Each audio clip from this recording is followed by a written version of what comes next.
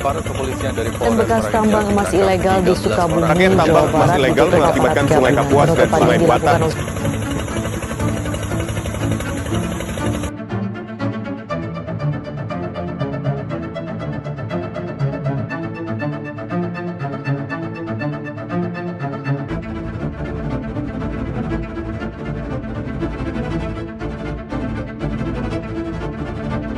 Assalamualaikum warahmatullahi wabarakatuh. Baiklah teman-teman sekalian dan juga Bapak dosen yang terhormat. Hari ini kita akan menyaksikan video tentang pemaparan materi kerusakan lingkungan yang disebabkan oleh penambangan emas liar dari kelompok 2 hukum lingkungan. Sebelumnya izinkan saya memperkenalkan diri. Nama saya Rizky Kausnotimah. Lalu ada rekan-rekan saya yaitu Ardinal, Jordan, dan juga Desi. Baiklah, sebelum kita mempelajari tentang penambangan emas liar, kita sebaiknya mencari tahu terlebih dahulu apa itu pengertian dari lingkungan itu sendiri. Lingkungan adalah kombinasi antara kondisi fisik yang mencakup keadaan sumber daya alam seperti tanah, air, energi, surya, mineral, serta flora, dan fauna yang tumbuh di atas tanah maupun di dalam lautan. Dengan kelembagaan yang meliputi ciptaan manusia seperti keputusan bagaimana menggunakan lingkungan tersebut. Lingkungan juga dapat diartikan menjadi segala sesuatu yang ada di sekitar manusia dan mempengaruhi perkembangan kehidupan manusia. Penambangan emas adalah proses dan teknik yang digunakan dalam pengambilan emas dari tanah. Emas harus diambil dari daratan yang tinggi baru digali sedalam mungkin agar dapat emasnya. Pertambangan emas liar telah menjadi masalah lingkungan yang serius di Indonesia. Kegiatan ini menyebabkan banyaknya pencemaran lingkungan seperti pencemaran tanah dan air. Pencemaran sungai dan tanah oleh limbah pertambangan emas liar dapat disebabkan oleh sejumlah faktor, yaitu sebagai berikut. Yang pertama yaitu penggunaan merkuri dalam pertambangan emas liar telah menjadi masalah lingkungan yang serius. Menurut data dari Kementerian Lingkungan Hidup dan Kehutanan, sekitar 1.000 ton merkuri digunakan setiap tahun dalam kegiatan pertambangan emas liar. Yang kedua, semakin meningkatnya aktivitas pertambangan emas liar telah menyebabkan peningkatan pencemaran air dan tanah di Indonesia. Menurut data dari Kementerian Energi dan Sumber Daya Mineral, jumlah izin pertambangan emas liar yang dikeluarkan oleh pemerintah Indonesia meningkat dari 4.810 pada tahun 2015 menjadi 10.624 pada tahun 2019.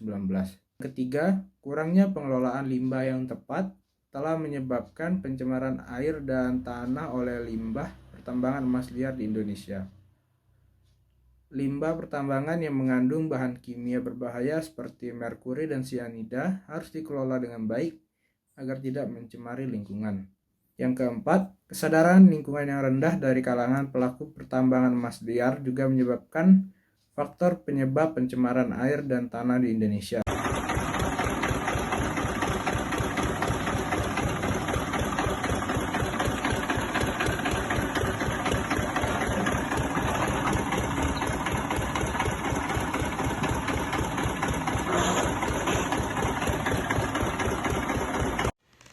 Dampak kerusakan lingkungan pada tambang emas. Yang pertama, pencemaran air. Limbah beracun dari proses penambangan seperti sianida dan merkuri dapat mencemari sungai, danau, dan air tanah. Pencemaran udara. Debu dan emisi gas dari kegiatan penambangan dapat mencemari udara. Pencemaran tanah. Limbah dan sisa penambangan dapat mencemari tanah, mengurangi kesuburan tanah, dan membahayakan tanaman dan hewan. Yang kedua, kerusakan fisik dapat berupa deforestasi. Penambangan emas seringkali menyebabkan penggundulan hutan untuk membuka akses ke lokasi penambangan. Hal ini dapat menyebabkan hilangnya habitat flora dan fauna. Degradasi tanah. Aktivitas penambangan dapat merusak struktur tanah, menyebabkan longsor dan tanah menjadi tandus. Penurunan kualitas air. Sedimentasi dari erosi tanah dan limbah penambangan dapat menurunkan kualitas air sungai dan danau. Yang ketiga, dampak sosial. Dampak sosial dapat berupa konflik sosial, pelanggaran hak asasi manusia, dan masalah kesehatan.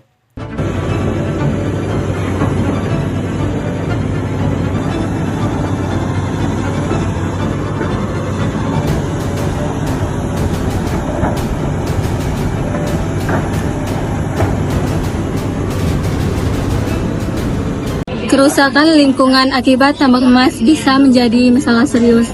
Berikut beberapa solusi yang bisa dilakukan. 1. Pencegahan. Penambangan yang berkelanjutan, penerapan teknik penambangan yang ramah lingkungan seperti penggunaan teknologi yang lebih bersih dan hemat energi. Pengelolaan limbah yang